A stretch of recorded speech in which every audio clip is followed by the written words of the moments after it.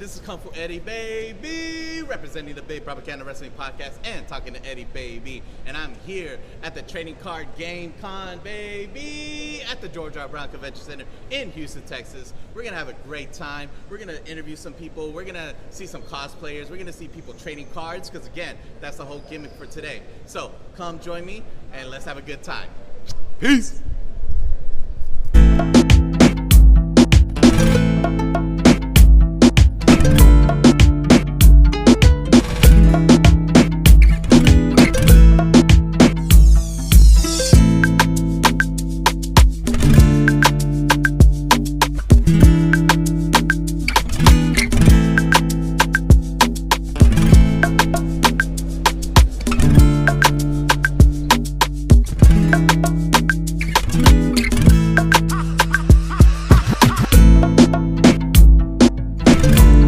What's up, everybody? This is Fu Eddy, baby, representing the Big Propaganda Wrestling Podcast and talking to Eddie, baby. And I'm here with a special guest, the most beautiful, voluptuous, very, very wonderful person, Britt Barron, baby. How are you doing today? Oh, I'm doing great, especially after that intro. I mean, come on, I gotta hype you up. Like I told her, I was gonna be nervous, but once the camera's on, I'm gonna be hyped up. I gotta keep you around, you know. I mean, hey, we'll exchange numbers. Anyway, so obviously one of my podcasts is the Big Propaganda Wrestling Podcast, and you were in a special program that I love dearly, even though for me the mainstream media didn't really give much of a glow. See what I did there? So how did you feel about being a part of such a big program like Glow? It was a dream come true. I mean, it was like the greatest experience I've ever had. I'm still... Should we pause? No. You can keep going. Okay. I'm still best friends with like that cast. We got so close because we were actually doing the wrestling together. So we would train for 2 months or a month before we started shooting. So it was just like a great experience. It was very physical, it was very intimate, huge group scene. So we spent hours together. It was just like a really special time in my life that I don't know if I'll ever be able to recreate. You know, what a special show. All those women. I mean, the catchphrase is always lightning in the bottle, and that's what that show was. And like you said, you built that special connection with that cast, and it showed on screen because of how much fun you guys have, and then the interviews backstage, and then all the bloopers, bleepers, all that stuff. And it looks like you guys were just having such a grand time. Is there like a story behind stage that brings good memories out of you? Oh my gosh. Well, I would describe the set like a slumber party. So there was a lot of screaming. We would make up a lot of songs. So we would have, like, when they call cut, we'd be like, cut, coconut. There were a lot of songs surrounding film terminology. So it would be like reaction, shots. Whenever a director would be like, okay, now we're going through and we're going to get all of the girls' reaction shots. And then we would start singing for 5 hours. We would do massage lines in the ring, like diagonally. All of us would line up behind each other. I think there are photos of that. So it was just like that energy all the time, which made it fun because it's long hours on set. It was really nice to get to be all together and like goofing off the whole time. Awesome. And I think another reason why Glow was so successful, especially for us hardcore wrestling fans, is because you had wrestlers to help you out, like Chavo Guerrero Jr. and Awesome Khan. Mm-hmm. I mean, she was the well-felt queen. Yeah. So you not only did you have people backstage, but you also had in camera. Was it a lot of pressure for you, or you felt like really comfortable because, oh no, I'm gonna get this character right, I'm gonna get the culture right because of these guys? Well, I think going into it, I was really scared because I'd never wrestled before, and when we auditioned, it was like, you will be doing the wrestling. So I didn't know what to expect going in. But then Chavo is so amazing, and he did such a great job of preparing us. So I felt so safe that entire time. And it's not live. So we would rehearse the fights, but if you mess up or something, you can redo it or it'll cut around. So that helped us as actors. But it was honestly just really fun. I think we all got so into the wrestling that it was really exciting, less nerve-wracking. Everybody wanted like a big fight and to get to do cool moves, and they would choreograph the fights based on what we were best at. So that was awesome. They knew us really well. It was like a really big team effort, and Chavo is like the greatest guy ever. That's awesome. That's great to hear. And let's dive deeper on your character, Justine, because I feel like interviewing you right now, you're very bubbly, friendly, approaching. But Justine, like, she was just very like an outsider, an outcast, a punk rocker. Yeah. Was it hard to transition to those two different people, or do you feel like it was just easy because I feel like you probably had that in your youth back in the day?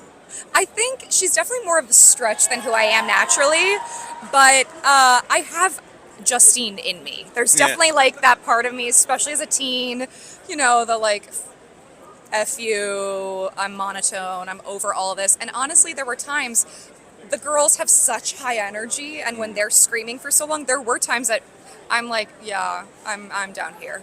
And so it felt like a kind of a natural place. I loved playing her. It was more of a stretch than like Tifa is for me, and I enjoyed playing Justine.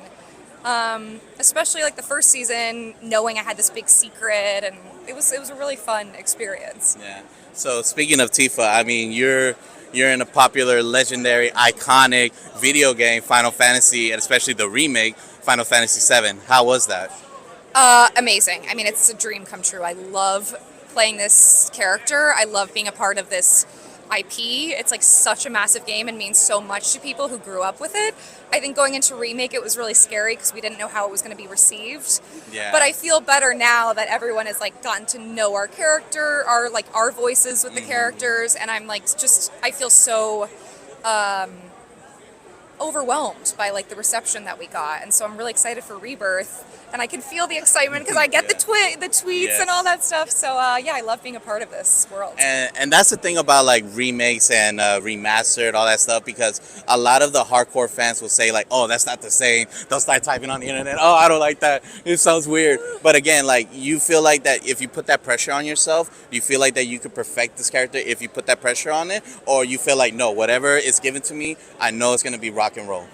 I mean, I try not to think too hard about how fans will receive it in terms of everyone's going to have, it's so subjective. Everyone has their own opinion in any project. So I just have to rely on my own instincts, working with the director, making choices that we feel confident in, that I can stand behind, regardless of, you know, opinions are going to be opinions no matter what. You want everyone to love it, but, you know, if you're doing your job as an actor, I think that follows, you know. And again, you've done such a great job as an actor, so I'm very proud to have had this opportunity to interview you. Thank you. So I appreciate your time again so much.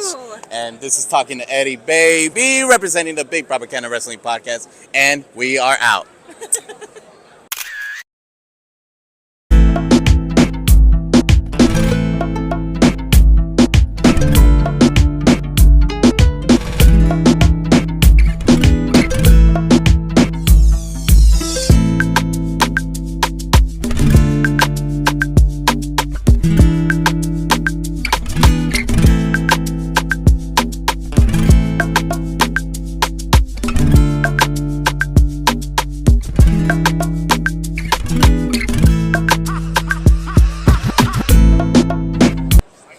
What's up, everybody? This is Fu Eddy, baby, representing the Big Propaganda Wrestling Podcast and Talking to Eddie, baby. And I'm here with a legend. You don't even recognize his voice, but I guarantee you, if you look down at this table, you'll recognize his voice. Mr. Mark Thompson, baby.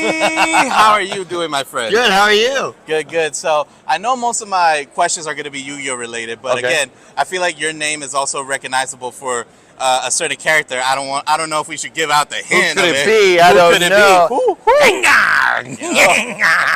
So again, where did you get that opportunity for the Pokemon franchise? Oh wow! It was one of my earlier jobs. Like I answered an ad in Backstage, so it's like an actor's paper, and they were just looking for voices, and I answered it and got in, and it was one of these things where I started off kind of being like one of the trainers in one of the villages that for like one episode, and then it just started snowballing, and they're like, oh, try this one and try this one, and it's been 20 some odd years and I'm still doing it now. So. My goodness. And the main thing, like I always learn from like voice actors, is that you don't know how much of an impact you will have until you do conventions like this. So do you feel like that doing those voices really brought you like not really like fame or fortune, but like at least a sort of a joy of satisfaction of bringing a character to life, especially the ones that don't have a voice. Yeah. Yeah, I mean, yes to all of that. I mean, it's been so amazing to come to shows like this and meet fans because it's like you said, like 20 years ago, I just felt like, oh, here's a gig, here's a job, I'll just do this.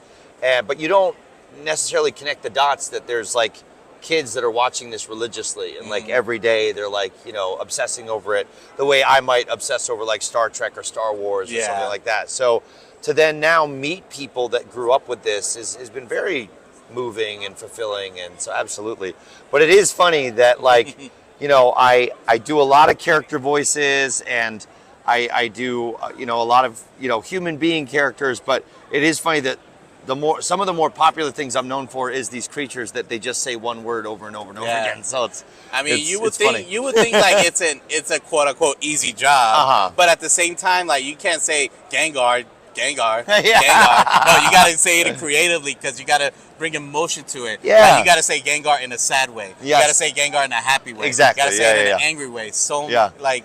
Where does all that inspiration comes from? Is it just by the characters' facials, or just by the director telling you like, okay, he's feeling this way, right? Let's do it that way. Yeah, it's a combination of both. I mean, it's funny. I went to school for acting, and one of the things that we did in acting school was that we trained in this technique called Meisner. And one of the exercises they do in Meisner is you just take a word or a phrase and repeat it over and over and over again, like blue eyes, blue eyes, blue eyes. And you pick different emotional intentions to attribute to that word because they're trying to teach you that it's the intent behind the word more than it is the word themselves. So oddly enough, that like prepared me for Pokemon because you just say the same word over and over, but just with different emotional intentions. So, and then I have an amazing director like Lisa Ortiz, who's here, directs the Pokemon show, and she's always pulling really stuff out of interesting takes out of me. And she's like, I don't want to be a pain in the butt, but let's do it this way. And like she has a very specific idea of how each of those moments needs to sound. So we do put a lot of effort into it. It is not just saying like one word, you know. So. But it can feel kind of silly after a while. And do you love that pressure? Like oh, like okay, I couldn't do this, or does it get like frustrating? For the most part, I love it. I love the challenge of it, and you know, sometimes it gets a little hard on the vocal cords after a while. But I do want to try to make it as unique and specific to those moments as I can. Dude, that's awesome. So again, a lot of the fandom that comes from you is from Pokemon, but for me personally, is Yu-Gi-Oh. Nice. That was my first animated show that I saw in either, what was it, a W Kids? Oh, yeah. Like, yeah. So, obviously, as you can see, like, he voiced Duke Devlin. Yeah. Like, he's like one of those guys that Dimension the dice. Nice try, Yugi. That's awesome. That's awesome. Because, like, again, he started off, like, I describe some of these, like, anime villains as, like, the Fast and the Furious franchise. They start off as being a villain, but then they go back to being the barbecue. So I've never heard it described that way. That's really good. I mean, that's all. Like Vegeta, like Bakudo, like anybody. They start off as bad guys, right? But then they just no, come on. Let's like introduce a fact. Come on now. Hey, how are you? Like I said, I'm a professional podcaster. What's your name? Lily. Lily, nice to meet you. Hi. You see, fans from all ages. See, OG, Gengar, my Yeah. all this new stuff you do. Gengar. Gengar. That's so awesome. We just wanted to say hi and see Oh, what you yeah. guys are doing. Yes. Can you reach down there and there's like a little bag of toy Pokemon in there? Look at that. It might be in the in the orange one. Oh, no orange one. Sorry. No, you're fine. Do you like Pokemon? Would you like one? Thank you. You're welcome. This is an example of connecting with your fans, guys. Look at this one. You're gonna get that I one? don't know what it is. Oh! His name. Yeah, you can pretend you know it.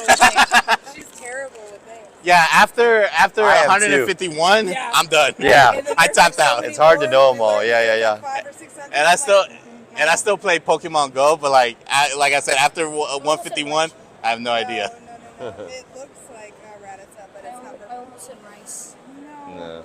Oh, that's Nita. Nita. Gonna tell me. Yeah. Nita. Yeah, it's a Nita. Like Nita Queen. Nita, yeah.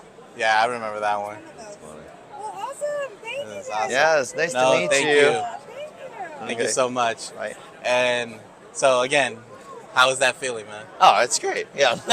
I mean, just to see, you know, what is interesting with voiceover is they don't know my face, so they don't know me. Exactly. So, but when I do the voice, then you see it register like, Oh my that, God, you know, yeah. so that's fun. That's always fun. Like it's one of those things that like you never imagine, like especially with like the female voice actors voicing teenage boys. Yeah. Like, I'm over here like being a sexist. Like no, it has to be a man. Yeah. They're like no, it's actually a That sounds woman. much like better, yeah. what? Get out of here. So going back to the Yu-Gi-Oh and Yeah. the family barbecue. So again, like with Duke Devlin, but one of my personal favorites that I did my research correctly is Raphael. Yes. Dude, yes. Raphael was the man that humbled Yugi. Yeah. He humbled him so good to the point that it's like, yeah, that's my guy. Yeah. So how was it going from like a cocky, arrogant like Duke Devlin to like a guy that's in a mission to try to prove himself like Raphael? That was pretty cool. Like you said, like to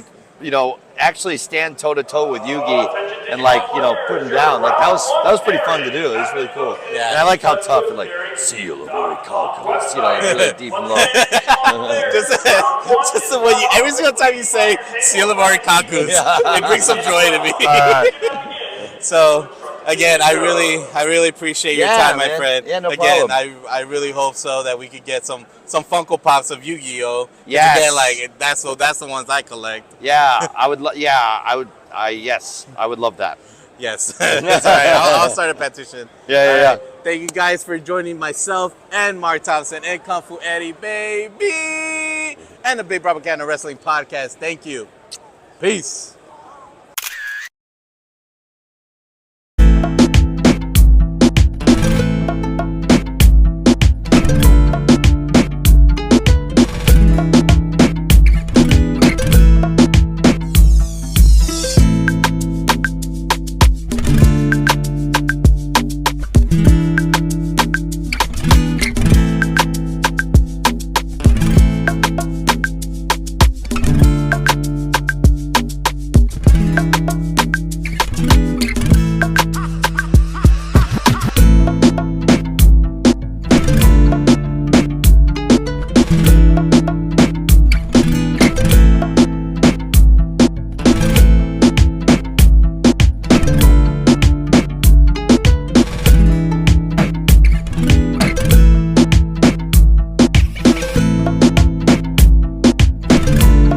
What's up, everybody? This is Kung Fu Eddy, baby, representing the Big Propaganda Wrestling Podcast and talking to Eddie, baby. And I'm here with a legend.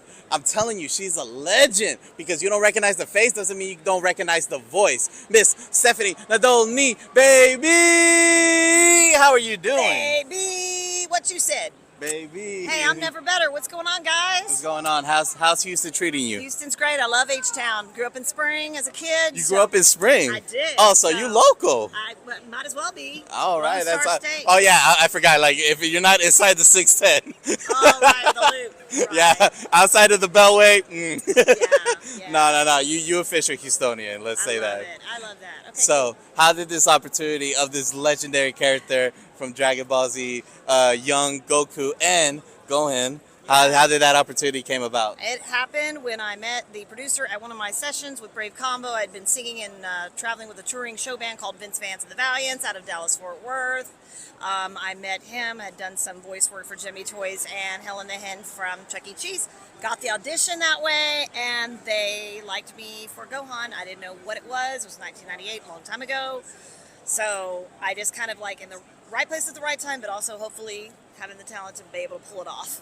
Wow. So, can we go back to the fact that you did Chuck E. Cheese? I did Helen the Hen for one season. I did, yes. What? Because the reason I say that is because John Oliver did a special about Chuck E. Cheese, and he was talking about like how like the franchise became about and the animatronics video, and I was just like, wait, did she just say she did? Yeah. Well, I mean, like I said, I knew a lot of musicians because I was traveling since I was 18. I was in show bands and touring and sleeping on airport floors and not knowing when you're sleep or eat. We were really hardcore touring, like 250 days a year. Yeah. So I met a lot of other celebrities. We opened up for a lot of big show names like Huey Lewis, Vanessa Williams, Casey and the Sunshine Band, the Spinners, the Four Tops. I mean, I could just go on and on. It was a really great opportunity. So I was able to meet other, local and touring show bands through that by working on the road. And then I met the guys from Brave Combo. That's where I got the audition. And then the rest is history.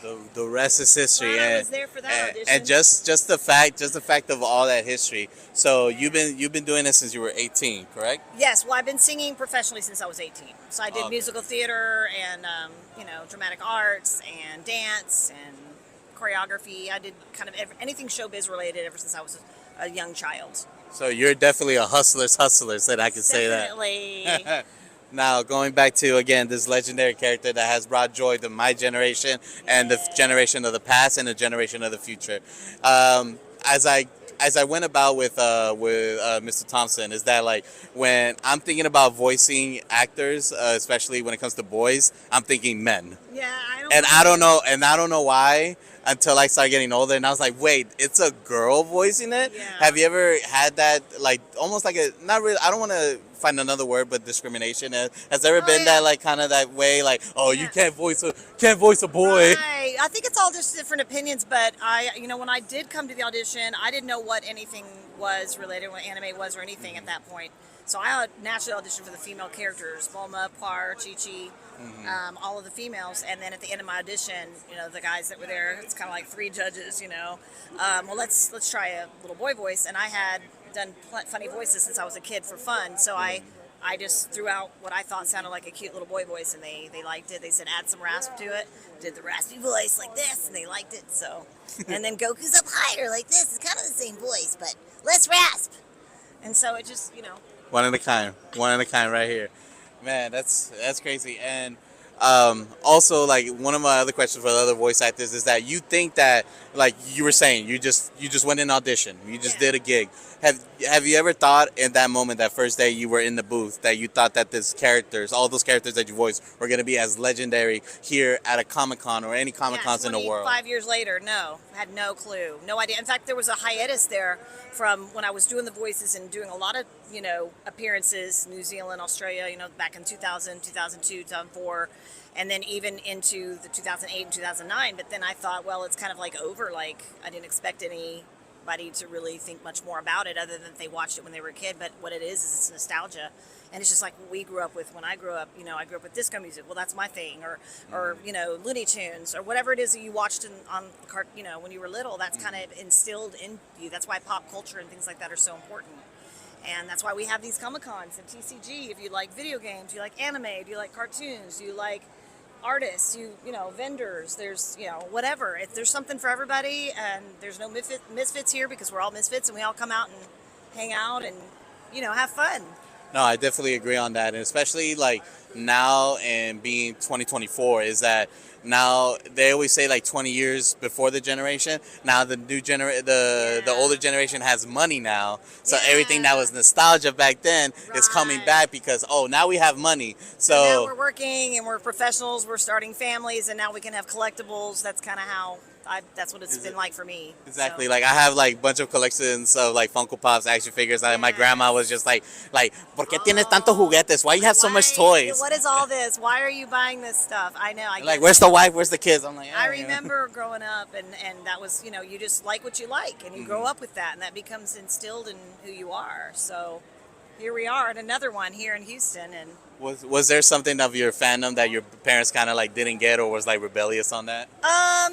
The cartoon thing, the Smurfs, the Care Bears, whatever. But they knew, we were kids, so it's like, well, let them play with their toys, whatever, But my thing was singing and music. I started playing piano by ear and started writing songs and poetry, and I started teaching myself piano, and so music kind of started it for me, but that was because I wanted to be a singer. So that's where the vocal part comes in. So anything and everything I do has always surrounded vocal acrobatics, vocal talents, vocal singing, performing live. So. And I'm getting my degree in kinesiology, and everybody's focusing on like muscles, like biceps, triceps, quads, hamstrings, but they always forget they always forget about the vocal cords, your diaphragm, Yeah, the the thing that breathing. actually helps you with your voice acting. Do you Right. feel like that you have to keep yourself in the best shape of your life, especially as a career, as a 20-year Oh. career? Yeah, I mean, I'm not in the best shape of my life right now, by the way, but Stop, I can stop. admit that.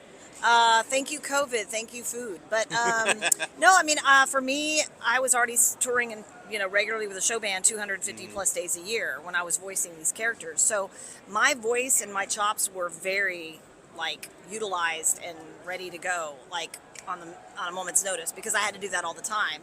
And I was working out at the time. I was full on dancing and touring and all that stuff. So my body and my voice and it was at its best. So that for me, that's just like I was always using my voice. So right now it's just a matter of auditioning, getting a new agent, and trying to find some more work. But I do the Comic-Con appearances, and this is my favorite part of what I do. I get to be face to face with people like you and fans that grew up watching it and help them through hard times. If you're getting So much hard times. bullied at school, I know what that's like. Being in my line of work and being in small towns and moving around a lot, it was hard for me to fit in. So, now that I'm older, I use my platform to help kids either with mental illness or that might be going through hard times at home, domestic violence, addiction. I do a lot of stuff for kids, to try to kind of like empower them. And a lot of kids watch this show growing up, and it helped them through hard times. And so I'm just so gracious and to be a part of something like that made such an impact, being that it was such a big show already in Japan, and then now it's still going with Super and movies. And so I'm just really grateful that I get to get out here and do stuff like this and fit into this crazy Comic-Con scene. I love it. No, well, again, I appreciate you because you.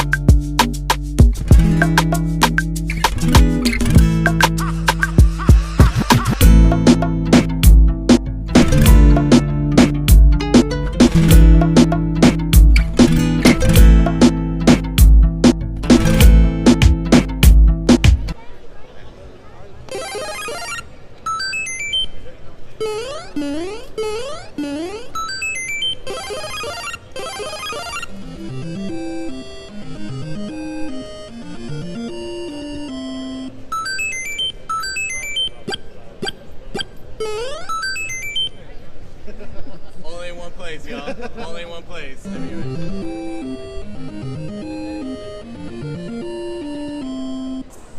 What's up, everybody? This is Fu Eddy taking a mid-break of the Trading Card Game Con with my boy, the Great Shinobi. If hopefully I said that correctly, because I've been since day one. I was like, say that again, one more time. The Great Shinu. The Great Shinu. There you go. There you Hopefully I say it right. Am I gonna edit it, produce it? I don't know. It all depends on my day, how I feel. So what's up, man? It's been a while. You're the last homie of my great podcast conquest to get a nickname. I know. So again, you got the party girl. I'll let you know which one's that one. Okay. Yeah, I know which one Front row Phil because he's a basic. And then we got the president. I'll let you know. And then the great what? Shinu. The great Shinu. Alrighty. So, man, how do you feel about the con, man? It was pretty good, man. Not too bad. It's not too not too big, not too small. So it's Goldilocks. right there. Goldilocks. It's just right. Right there. Yeah. Right in the middle. Yeah. Man. It wasn't too crowded. Not a lot of people. So it was just right. Yeah, it was pretty good, man. We got, thanks to you being my cameraman, we got great interviews. Which one's your favorite interview? The one that I did? I like the one with Gohan. I like that one a lot. Gohan, yeah. Yeah, because I always say English is not my first language, but neither is Spanish. I don't know what I speak, and I'm over here like, how do you say your last name? Nadoni. Okay, Nadoni. I'm like, all right, that's Spanish, I'm like Nadoni. Yeah, I really like that one too, man. Like, I'm just blessed that I got the opportunity. Yeah. Some people said no. I'm not gonna name them, Yeah. but y'all kind of guess if you look at the list and look at the people I did interview and the people that I really want to interview. You can put 2 to 2 together. And one of them had a good excuse. The other one was just whatever. But overall, man, how did you become a wrestling fan? Since I was a little kid, like everybody else, I'm pretty sure. For me, I started in Mexico because over there, lucha libre is really popular. So I started watching lucha libre over there, especially like AAA and CMML. But I started watching more like AAA, like Octagon, Atlantis, Máscara Sagrada, Fuerza Guerrera, or those guys, Vampiro Canadiense, Conan at the time, Conan el Bárbaro, not throw the Conan. Yeah, the one that wears what was it? Was it the tallies? Yeah. Not the gangster one. The gangster one. Yeah. And it was pretty much like in the 90s. I remember like just watching that. I mean, over there they had like little comic books. They were more adult oriented, you could say, but they were still like comic books, and people they will buy them and stuff like that. So yeah, but I became a fan since I was in a little kid in Mexico. Then whenever I came over here to the US, I started watching WWE, but then WCW came out and they started brought out the Lucha Stars. That one got me hooked up big time. Yeah, because you were in there because every wrestling era has an era, and I feel like the '90s era was 90s, definitely the boom of the lucha libre, the lucha style. Yeah. And then nowadays it's all about the super kicks, and the Canadian Destroyer. Canadian Destroyers, the bombs on the apron. Dude, I still remember P.D. Williams said, if I could get $1 for everybody that's a Canadian Destroyer, I would retire from wrestling. I don't know if that's a real quote, but I will make it a real quote. Because guess what, P.D. Williams, you deserve that. You just created something so beautiful, and everybody was just like, yo, I'm about to copy that shit. Yeah, I remember when I saw that in TNA the first time. I jumped from my seat whenever I saw that the first time. I still remember him setting it up too, like the sweet chin music. Like Lance Storm said it like, oh God, it's a super kick. But then Chris Van or whatever his name is, because again, I'm great with names, as you can tell. It was just like, no, he tuned up the band. If he tunes up the band, it's a sweet chin music. Yeah. It's not a super kick. Super kick. So same thing with P.D. Williams. When he does this, he does that. That's a Canadian Destroyer. It's a Canadian Destroyer. Yeah. Yeah. So I don't know when I'm posting all of this together. I don't know if I'm putting it separate. By now, you should already know the answer. But myself and Front Row Phil, we're gonna go to AEW on February 14th because as a former lover, I gotta distract myself. And we're gonna talk about like all of our road trips, and obviously you won't be there with us because job's got a call. What was your favorite like road trip story of ours? Oh man, I don't know. You were there, or maybe you were. I was there. No, I don't know. That was the one we did like after Wrestle Circus, and it was like a little storm out of nowhere coming out. And I don't think I was there. No, you weren't on that one.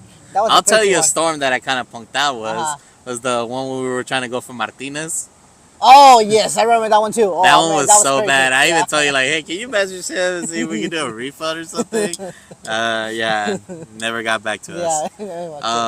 Yeah, that was like we were like right there, like we passed Conroe, and then we see a black cloud just coming towards us, and then showering with like storms and all that, and I was just like, I don't know, guys, my tiny little car, I don't know if I can do this.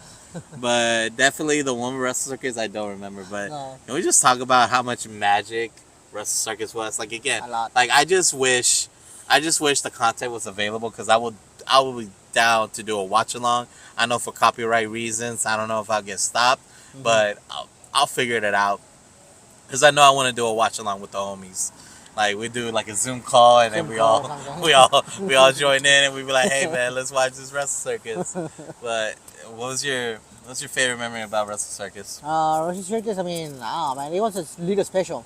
Because before Wrestle Circus, what everybody remembers, and I'm pretty sure, Hey, let's go across the street for Subway. You will see like Orange Dude, Cassidy up if there. you if you know the subway across 800 Congress, Yes. you see it. That's how much memory I have of Wrestle Circus. I remember the address so perfectly. It was 800 Congress, and right across from it. No matter how hungry we are, if we wanted sushi, we wanted Chinese food, we wanted a water burger. No, none of that option. The only thing was open was what? Subway. Subway, because we eat fresh, dude.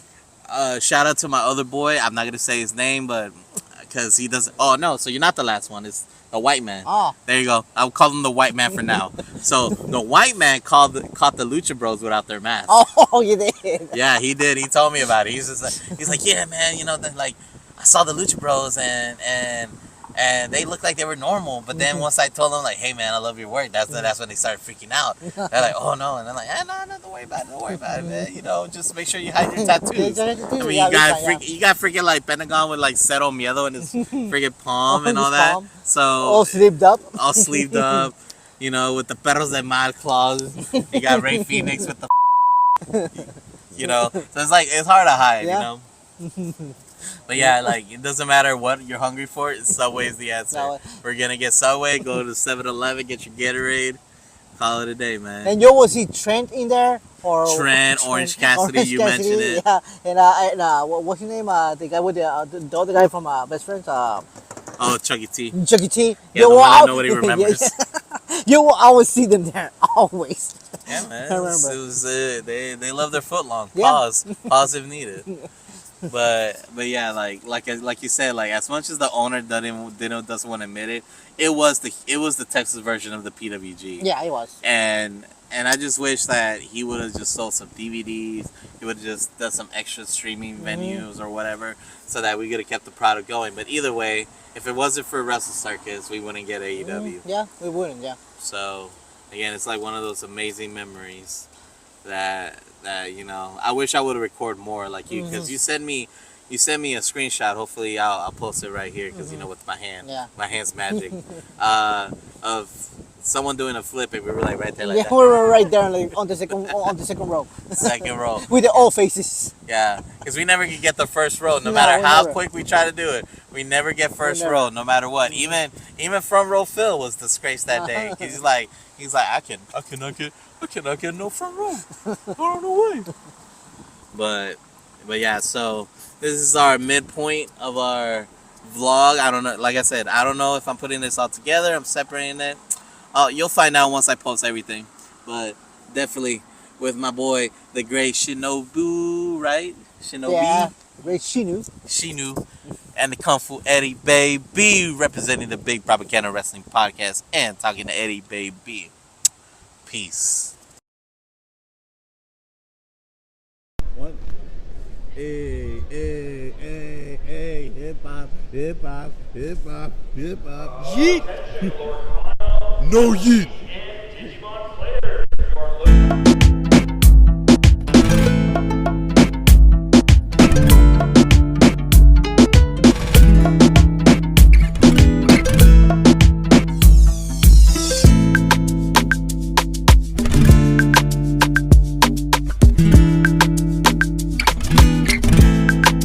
What's up, everybody? This is Kung Fu Eddy, baby, representing the Big Propaganda Wrestling Podcast and talking to Eddie, baby. And I'm here with a legend because she didn't humble herself too much, okay? I'm going to hype her up. She's the voice of my childhood. She is the reason why I want friends around my circle. Miss Taya, Miss Amy Birdbun, baby! How are you doing? Oh my gosh, I don't think I deserve that. But No, you I'm deserve doing it. great. You deserve it. You see, Thank if you're not going to hype yourself up, I will hype you up.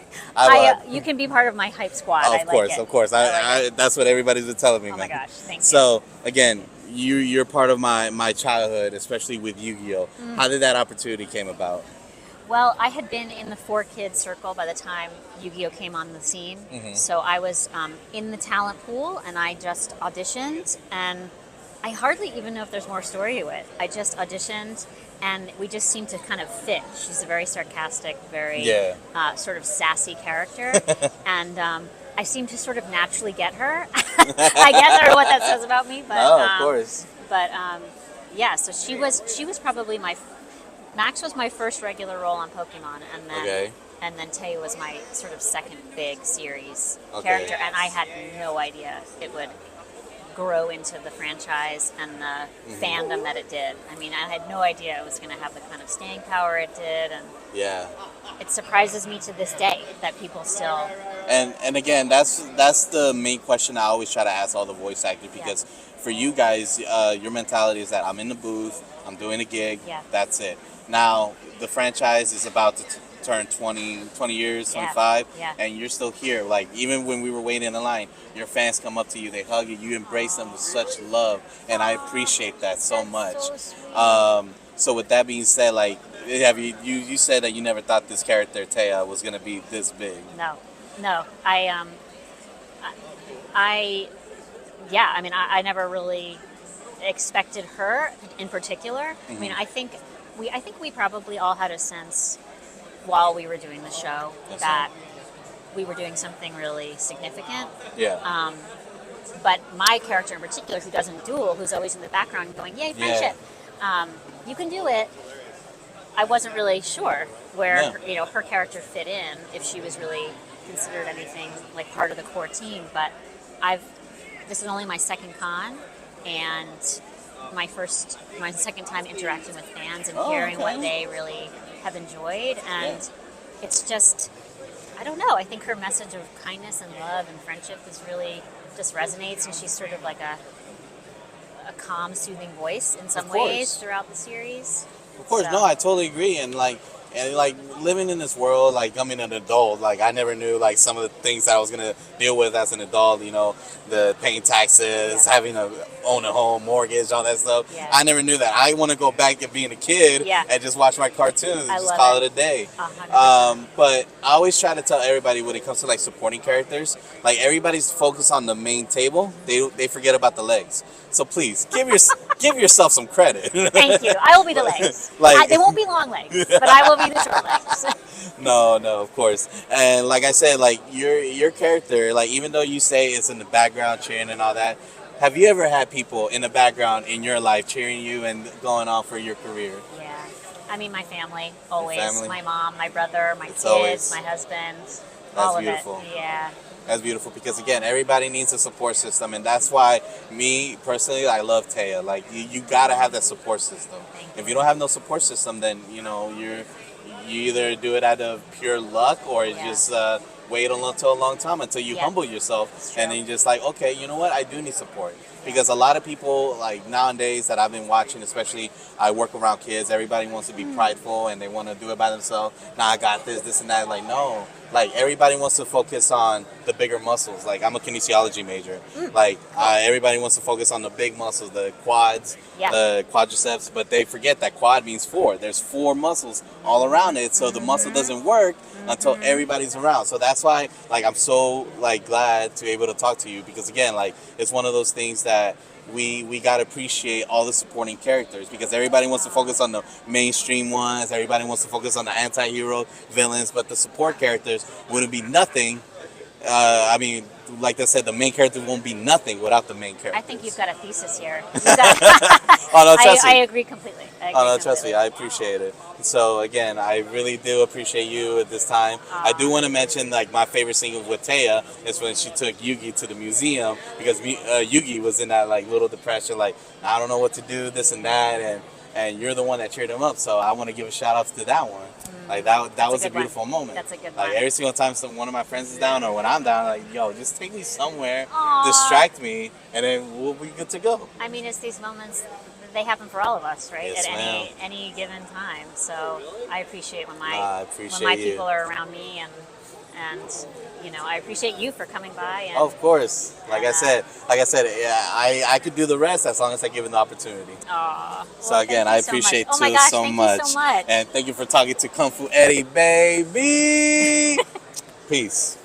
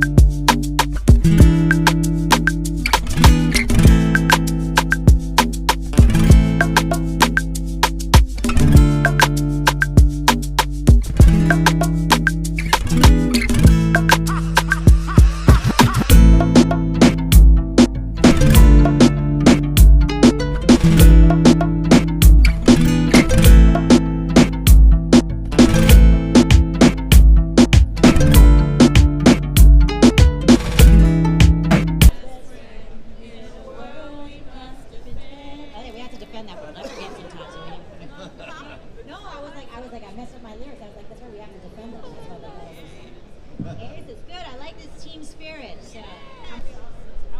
Hi. I'm excited. All right. It's really cool. I'm Evan here. I will be hosting the Pokemon panel. I did the Power Ranger one earlier, which was dope. I work on ETG Con once a year, so I take full advantage to be a geek. I am geeking out as we speak on this table, but I'm gonna do an introduction from each of these actors at the table, and you'll be surprised who they play. All right, first we have Lisa Ortiz.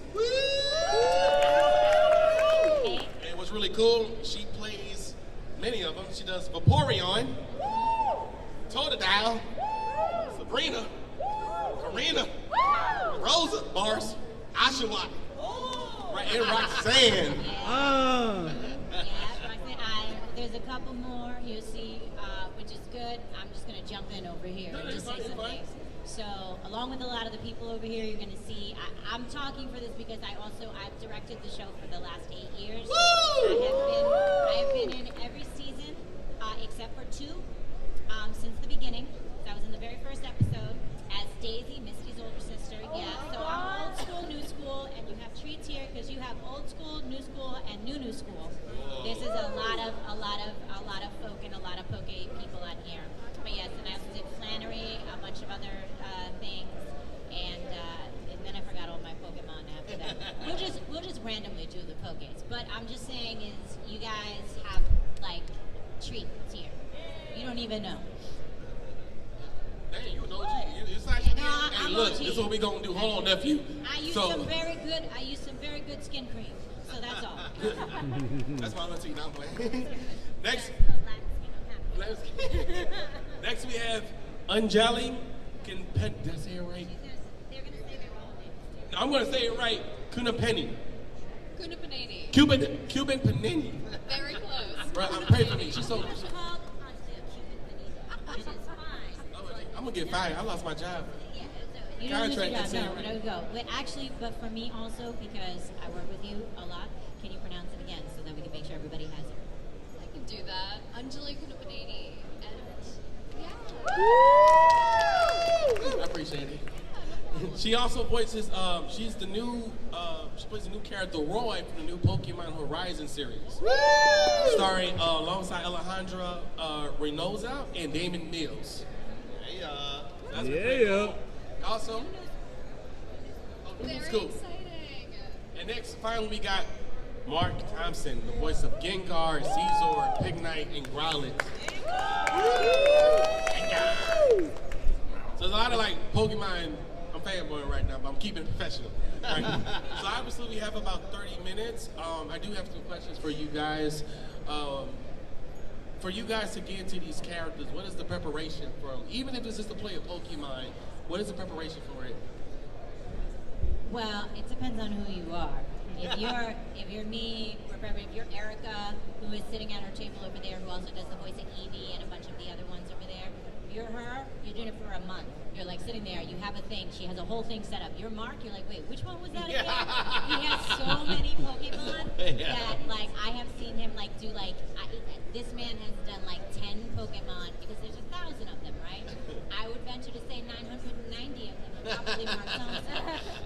But yeah, so I'll be like, I have to play him himself so he can remember his things. But for me, I will say is doing this for a while, I physically have fun with it, and it's very cool. And a lot of times it's being inspired by the future. It's been a long time, so I'm gonna let you guys answer, especially you. I mean, I have a voice study Pokemon, so this is specific to a. This is specific to the character that I play, which I won't go into extreme detail because the series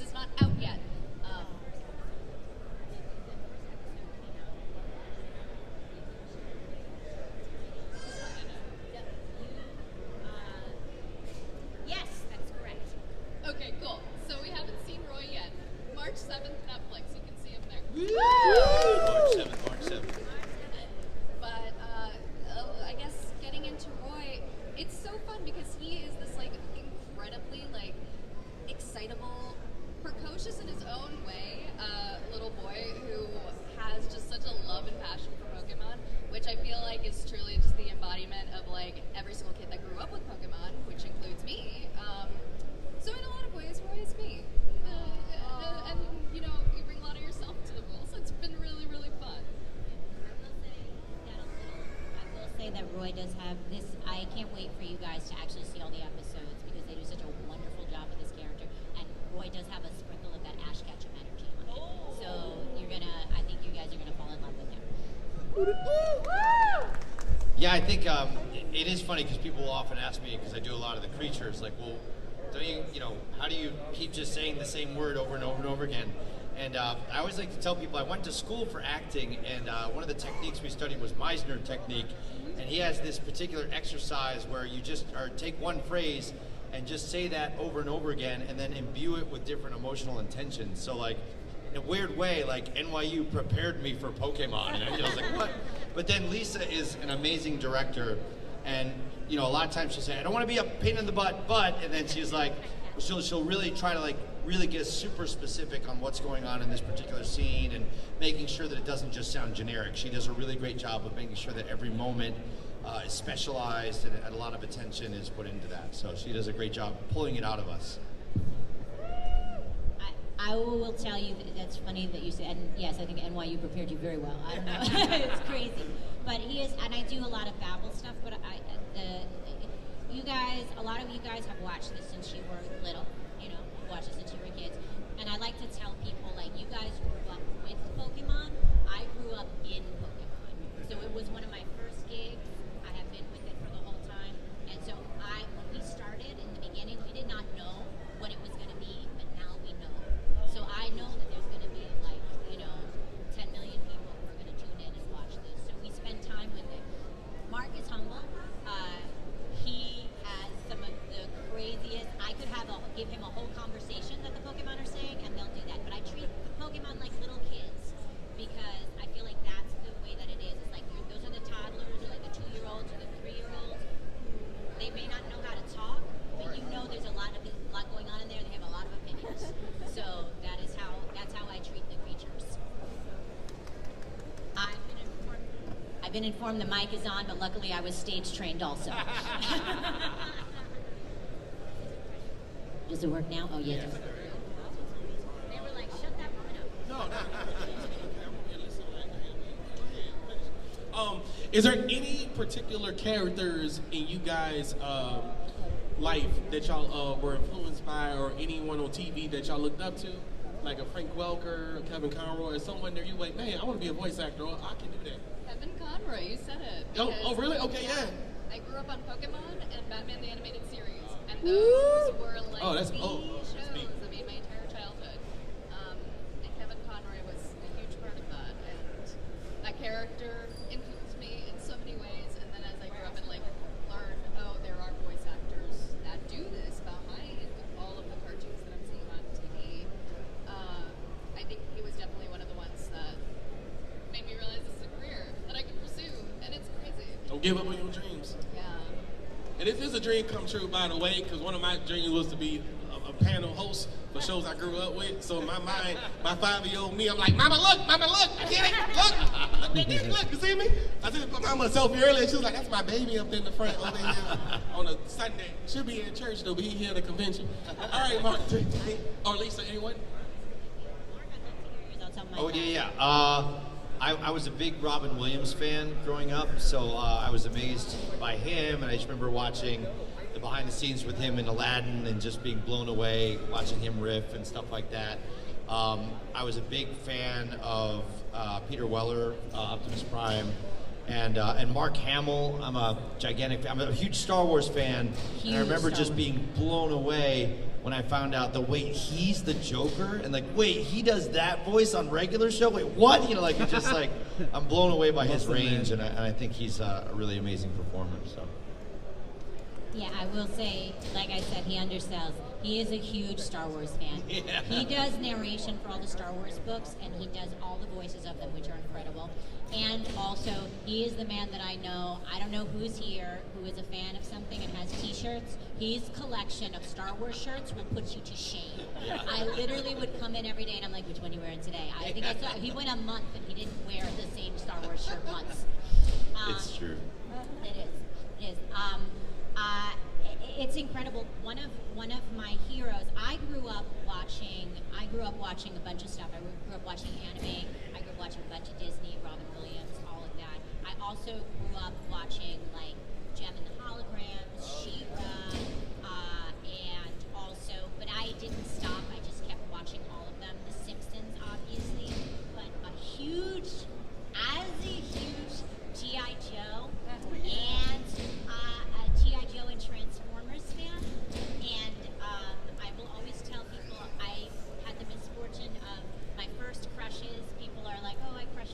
crushed on that. My first crush was on Cobra Commander. Hey, yo. And Starscream. Lisa. Yeah, exactly. And I was like, this is why my life turned out the way that it did. But I got to meet, and when I moved to LA for the first time, I got to take a class with Charlie Adler, who was an incredible voice in my growing up, and that was I geeked out. Yeah. I also did geek out just randomly because I'm a G.I. Joe fan, and I did a show with Sergeant Slaughter. So yeah, which was very cool. But that's because I'm a I like how you say, yeah, the TV Chris. I grew up watching. I'm only 30. I'm still, I'm a kid. Apparently, I'm still a kid, but I hurt my knee. I sprained it, so yeah, I feel it. I grew up watching Totally Spies on that, so I had a crush on Sam. So I used to tune in. I used to get in fights on the bus. Like, nah, bro, Sam, my girl. I like Sam too. You know. Like I said, this is a 30-minute panel. In the next 5 minutes, we will be doing a Q&A if I have any. But don't worry, I have a lot of questions. What does it feel growing up being inspired by something and actually living that dream and being able to be that working artist?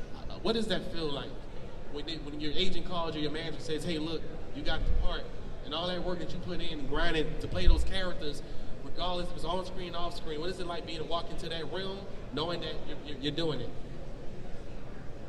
I think that's all to say something, yeah. Okay. Yeah, I mean, it's amazing. I feel completely blessed and lucky and undeserving, and just you feel like you want to pinch yourself all the time, and it's a huge honor.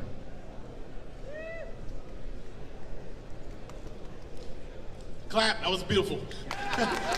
They were like, should I clap for that? That was touching. I like All of that, and plus, I'm a big crybaby. I will cry when I am happy, when I'm sad, when I'm angry. So, whenever I get a really good phone call, I will just sob. And so, I don't think I told you, but I did cry about Pokemon. Yeah. And I'm going to tell you about the next story. I'm going to tell you about how I cried. Yeah. Okay. Just a lot of crying about Pokemon. That's normal.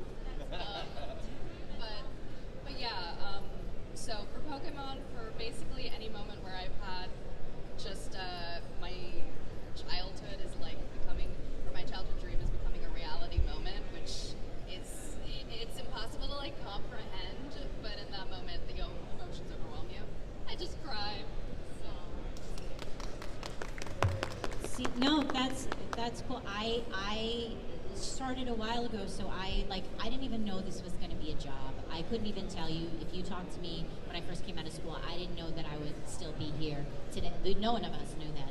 But also doing that, I looked up to so many things. When I actually did the auditions for the new show, Horizons, this is something that's important to me, very important to me. So I'm going to get a little serious for a second. But when I did the auditions for Horizons, one of the things that I took for granted and I knew coming out is that even when we were doing 4 Kids, I was one of the few. I'm Puerto Rican, okay? I was one of the few Latins who was out there, and one of the very few Latin women who was doing a lot, as much work as I was doing at the time in animation. And so when we had our auditions, I'm a huge Castlevania fan, right? I am huge. So I went in, and when I didn't even know that she had done it at first. Like, she came in, I just liked her audition because I listened to everything I had cast too. I was like, this girl's good. And then they're like, oh, she's from Castlevania. And I was like, oh, I love her. So she came in, and I was like, I love your work, because I'm real calm about saying things like that. I'll geek out behind the scenes. But I was like, I love your work. And she was like, I am so excited to meet you. And she had also done Winx. We both did Winx Club. Oh, wow. She had followed me, and one of the things she said to me, and I'm excited to think, she's like, I've always wanted to meet you because when I saw you as Latin, like Lisa Ortiz, that you were doing this, she's like, that made me think that I could go out and do this also. And for me, that was, I work hard, I do my stuff, I grind, but for me, I was like, oh, I guess I'm OG. But it made me feel really good, because I don't think people realize is that there's a lot of representation that happens, and that kind of stuff is very important for people coming up, especially when you see a show like Pokemon that's good about it. That's my thing. I have a friend here. He here right now. I ain't gonna call him out, but And that's when I cried. One of my friends, so actually, two homies, they left earlier, but they obviously they excited about Pokemon Rising, and of course I told them, like I sent them a photo of you, and they geeked out, and they marked, and they said, wait a second, they here right now? And, yeah, they at the booth, but so like growing up in New Orleans, Louisiana, we had this southern thing called brother and auntie. So if I saw you in church, I'd be like, hey auntie, how you doing? Not in person, so when I see Lisa like talking, I'm like, dang, that's auntie right here. Like I'm listening, like, yes ma'am, yeah.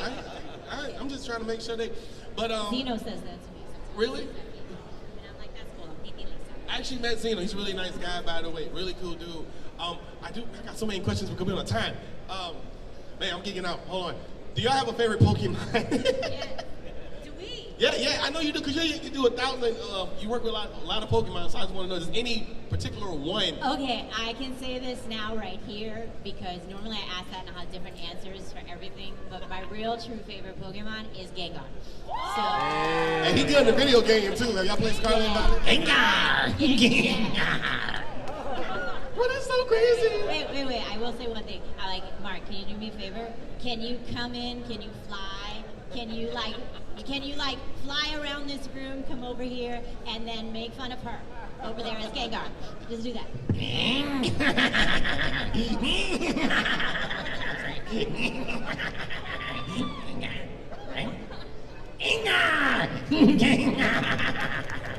Well, that's crazy. I love his reactions. If we get in trouble for that, I take the blame. I take the fall. Bro, you're like a soprano in a way. Like the way you operate is so like it's like this is her beehive. I'm like at the dinner table, like, can I get some steak? I just want a piece. I just want a piece. I don't want no, don't tell her. Give me a slice. And I will say this, anything that's going on here, I do not work directly for the Pokemon company that's there. We provide the voices for these shows, but we are not the characters, we provide the voices for them. But what I will say is that it has been, the Pokemon is a family like anything has had. And we started in New York, and for nearly 20 years we were straight in New York, and then they opened it up for both sides of the coast. But a lot of these guys that you see have been doing these for so many years, and we are always very happy to get new people over. So it is, as much as it's a family for you guys, it is for us too. I keep just, hey Jelly, this was loud. Oh yes. I hope you guys can hear what I say back there. Let me if y'all can hear it. Y'all can't. Like, I'm getting trouble, so let me hear it. Yeah. What was the question? Our favorite Pokemon. My favorite was Lucario because of the movie. I just have an affinity for any of the Pokemon that can talk. Meowth was like a very close second to that. I don't know what to tell you. And it's Gengar. Sorry. Are we surprised? There's like the Gengar and the Charizard like next to each other.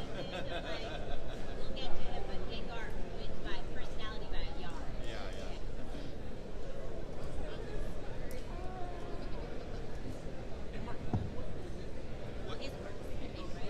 Yeah, mine works. Yeah. My favorite is Gengar. Yes. For the record, Your Honor, it is Gengar. Yes. All right, so one thing too, before we start the questions too, I wanted to say this, well, I have one more for me. My favorite Pokemon movie is Pokemon 3, the movie. It was so, that's when Molly dreams of a Entei. Man, I'm gonna tell you, bro, I'm gonna tell y'all something. That movie was so cold, so people always say Pokemon first, which I know you was on that. Bro, she fought Entei, bro. She was totally down, bro. She fought Entei, bro. I was like, bro, you fought Entei. Pokemon 3 has always been my favorite movie because of the story and the plot that Charizard saw, like, his homie getting, his mama got kidnapped. And Charizard was like, wait, hold on, that's the homie, hold on. He flew out, saved him, and the story and plot was so important. But the first Pokemon that Ash let out to fight Entei was Totodile. A water type, and he lost. But Entei was so undefeated. But obviously, now, like, looking back, my childhood kicked in, names in the credits. Like Pokemon 3, the movie, and the phone. Somebody I know doesn't mean. And let me stop. Do y'all have a favorite Pokemon movie? I would love from people that are in the Pokemon family. Y'all can use this mic here because this one works the best.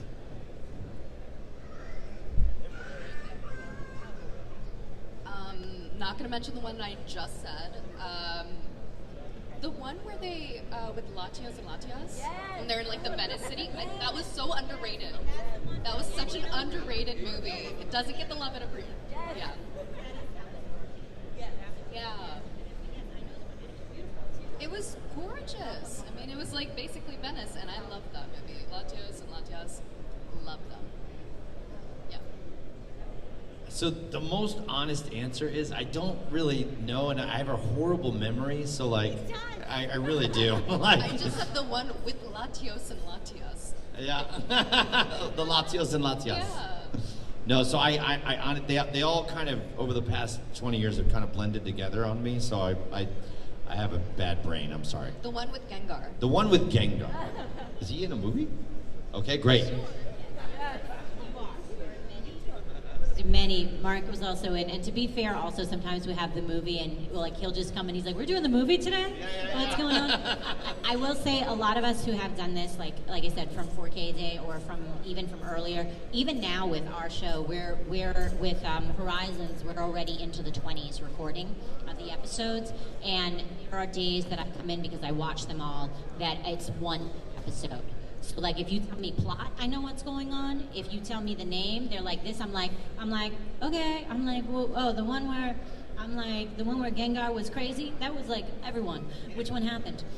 But I do want to give a shout out while we're here to also, because we're talking about Pokemon and people do that.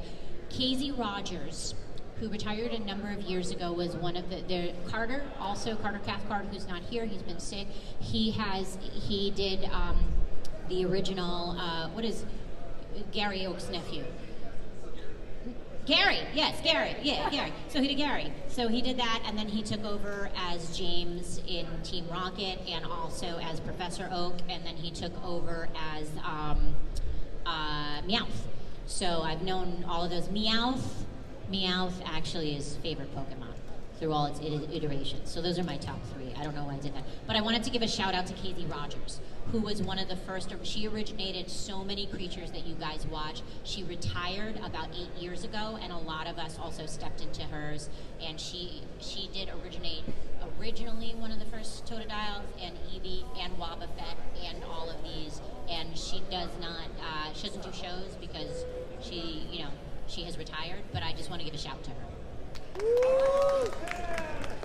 Is there before we do a questions for the fans, is there any social media platforms that they can follow you on? Here's the mic.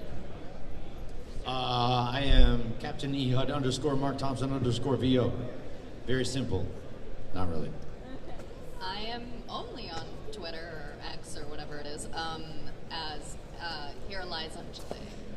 It's very morbid. But Lisa is also on social media. I am Lisa Cult Jelly on Instagram, and Lisa with an E Jam on the thing formerly known as Twitter. It's a play on a woman, an old band in New York, Lisa and the Cult Jam. I thought you were in a religious sect about strawberry. I have since started a cult that is based on Strawberry Jam. Gotcha. Okay, but that was a recent development. I see. Because people didn't know the band. So I was like, yeah, so exactly. So that was what it did. All right, so we have about 5 minutes. Do anybody have a... Yo, what's up, man? What's up? Oh, snap. Oh, hell, nah, I'm good. Nah, man, I'm good, shorty. Nah, I'm good. Attention, how you doing? I'm not sure I can hear you well enough. I have, this ear's kind of weird from the elevation. That was better. How you doing? My name is Sandwich Jones. I'm mostly known as camera dummy for the TCG Con. I also make weird TikToks for the account. So anytime you see something extremely unhinged, it might have been me, okay? Sometimes they let me on the internet. So, without further ado, we're going to get right into this. We're also going to go straight into some questions, and I'm going to be handing you a microphone. We're going to be asking about these folks' careers, them as people, nothing weird, okay? So, with that said, let's go ahead and bring out Lita.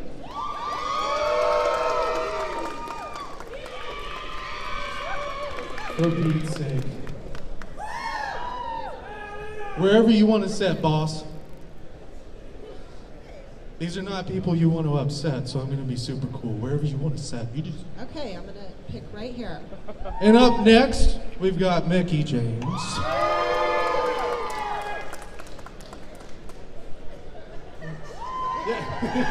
There you go.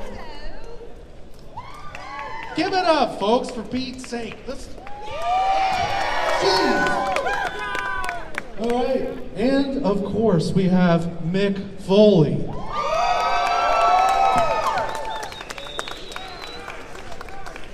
And I'm going to pass out, so if you need to know.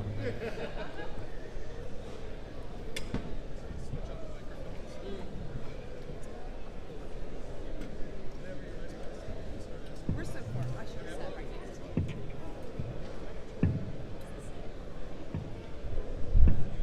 Everybody doing good?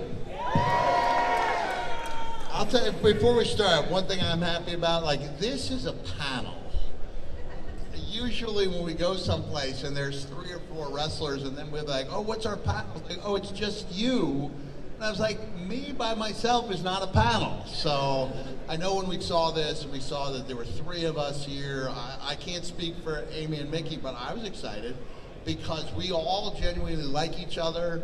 I've known Amy for 30 years, Mickey now for 20 years because I met her in OVW 2004, and so we're happy to be here. We hope you have some good questions, and we hope we can put some smiles on your faces and possibly, just possibly, encourage a few of you to make that short walk down to our tables at the end of the panel.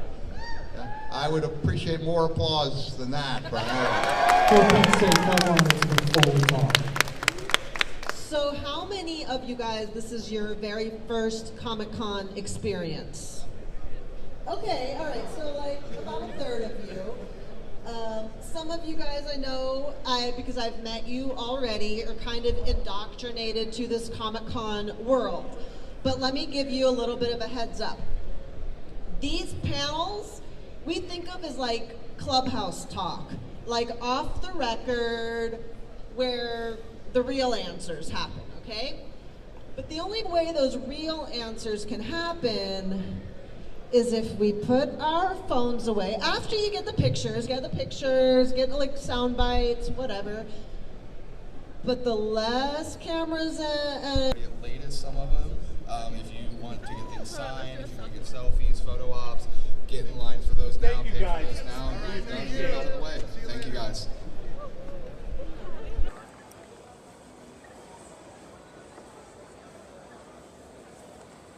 Mozambique, yeah.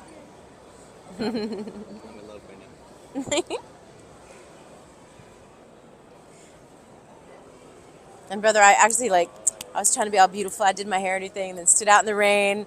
So I just ended up looking like me no matter what. It's all right. It's all natural beauty, like they say. I got to thank my daddy for that. What's up, everybody? This is Fu Eddy, baby, representing the Big Propaganda Wrestling Podcast and talking to Eddie, baby. And I'm here with the wonderful, voluptuous, gorgeous voice actor, and she's beautiful too. We have Melanie, baby. How are you doing today? All love, brother. All love, what all an love. Intro. I owe you some cash. Nah, it's all right. It's all right. It's all right. We'll talk on the side. But one thing I really wanted to mention is your legacy as a Caribbean woman in the voice acting game, because you rarely see any representation, especially when it comes to Caribbean. And I could be wrong, because I'm from El Salvador, but I love the Caribbean side of like the whole culture with reggaeton, salsa, all that music. But I want you to talk about how much of a representation you are bringing into voice acting. Well, I'm a mixed race girl with Pacific Islander, Ethiopian, Creole, Welsh, and I think in the Caribbean there's a lot of representation too, because of how we got there and where we've gone. The diaspora is represented, and I really loved Respawn in their research and understanding that, as we discussed yesterday, brother, yes. We, Latinx and Black and Indo-Asian, we all come in different shades, and we get to celebrate all of them. And some of us like math, science, music. We come in all shapes and sizes, and I'm really excited about physical and cultural representation, not just in the arts, but definitely in interactive gaming, because that's where we spend a lot of our time, right? Oh, of course, of course, And, of course.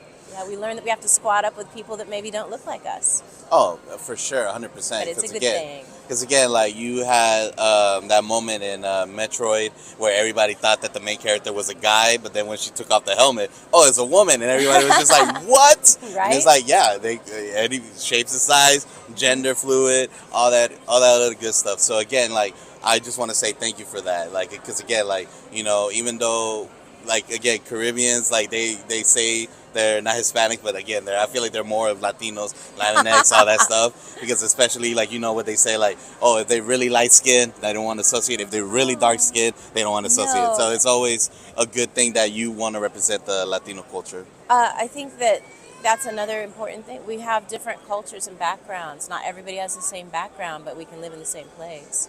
And I think that is important that especially with the internet and us connecting worldwide, that we aren't ever just one thing, and I think it's really important because sometimes it's like saying what an American looks like.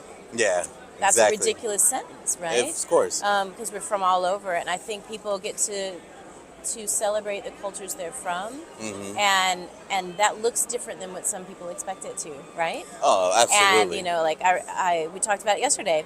We had some chats before you guys We were had some here. chats. That's how I wrote down all my questions. I'm the daughter of a beautiful black man, and some people were like, well, but how do we have permission to represent our culture if we don't look like what people expect that culture to look Exactly. like? And I thought we can't be anything that our parents are not. Exactly. Right? And some people are out there, and you might have gotten, bonus parents, like you're adopted. And so you grow up in a culture that you may not genetically be a part of, but it is your culture. And I think it's important for us to talk about cultural diversity, and it means really we're looking for authentic representation, and it doesn't always look like we think it's going to look. And so I would just encourage everyone out there, you are beautifully, wonderfully, perfectly made, just as you are for your purpose. And it may not look like what people expect, but if you don't see it, that means you're supposed to be it. So there is a place for you to step into. Message.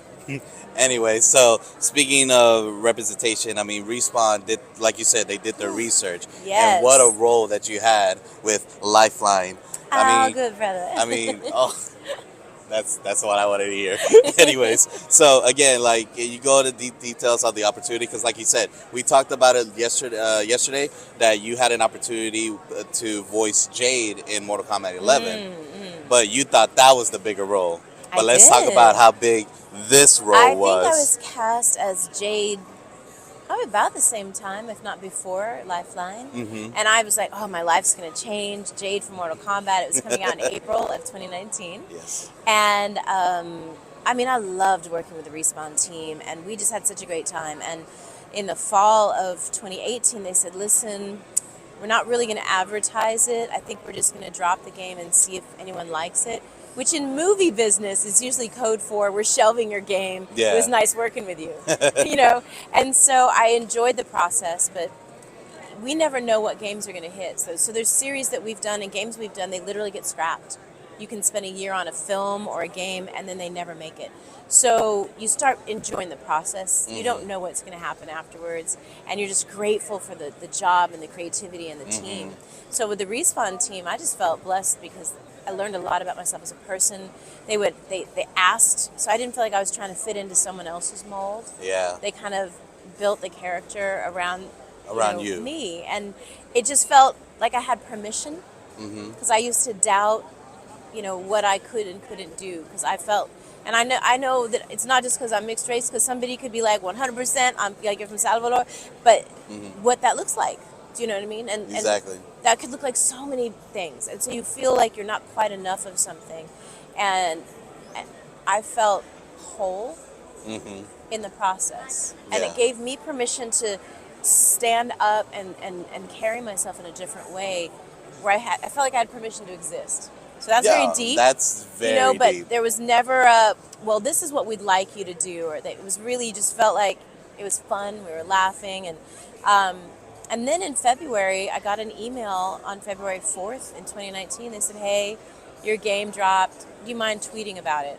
It's back when we had Twitter. It's now X, for those of you that were born yesterday. I still call it Twitter. And I looked at my character. I was almost in tears. She looks just like my Nana. Oh my goodness. I mean, because we'd seen some previous sketches. She kind of looked like Lisa Left Eye in the beginning. Really? Yeah, and we used TLC. to do, we would do this joke, don't go chasing Titanfall. So it was like a running joke, but right there. when they finished, there was several renditions of her, but she looks like my Nana. My Nana was so excited. And then 1 million people were playing the game that day. Yeah.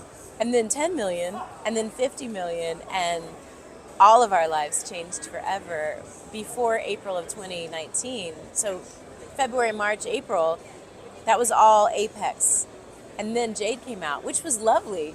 Yeah. But it's, I guess the moral of that story is you never know where the magic is going to be. And give the universe permission to surprise you in strange and beautiful ways. Trust me, I'm an experience of this too, because like I said, I applied for an application to do media here. Yeah. Got approved. Congrats, That's why brother. we're here. All love. So all it is like stack your resume so I can show that give me the opportunity, I'll do the rest. Okay. So I got your back. hey, but one of the things, I don't know how much of the skins that you've seen from Lifeline, but which one is your personal favorite skin? Well, they haven't made it into a skin, but obviously, if from my lore, Stories from the Outlands, Family Business, that's a great skin. Guardian Angel, definitely my fave. Bad to the Bone, London Calling. Ooh. What's your favorite skin? My favorite one is the Predator.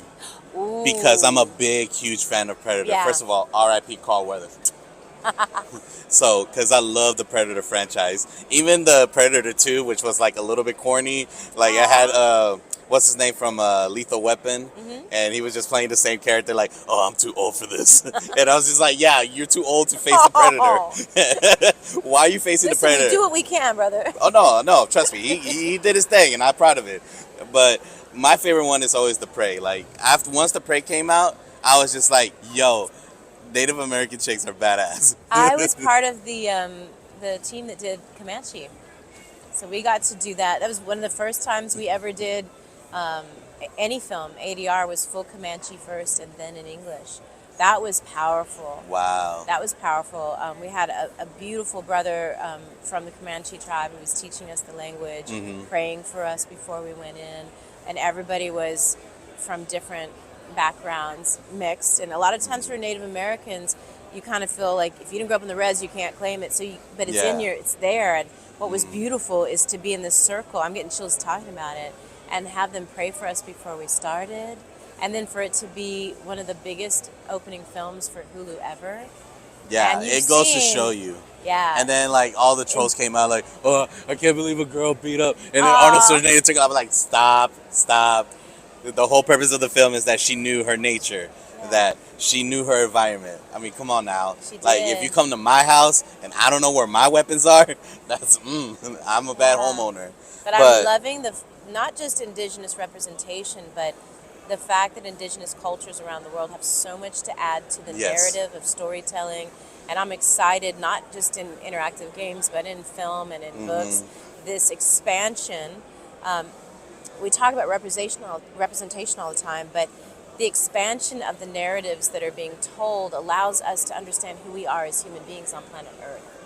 Very true. Right? And Very this true. shared experience, the divisiveness of only saying, well, this is your culture.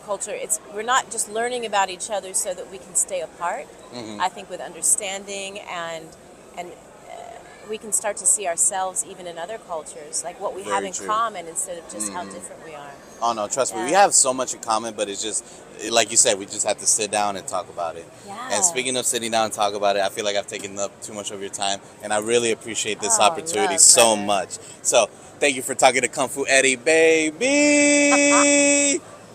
Peace. All right, everybody, that's a wrap. That's a wrap from Kung Fu Eddy, baby! And I am done. Thank you so much for the trading card game con for bringing me here and hosting a beautiful, beautiful event. I met so many wonderful people. I saw so many cosplayers, and I got to interview my childhood heroes, people that I heard their voices but never knew their faces. But their legacy will live on forever right here in my heart, and I can't wait to show you even more stuff. This is just the beginning, baby. Peace.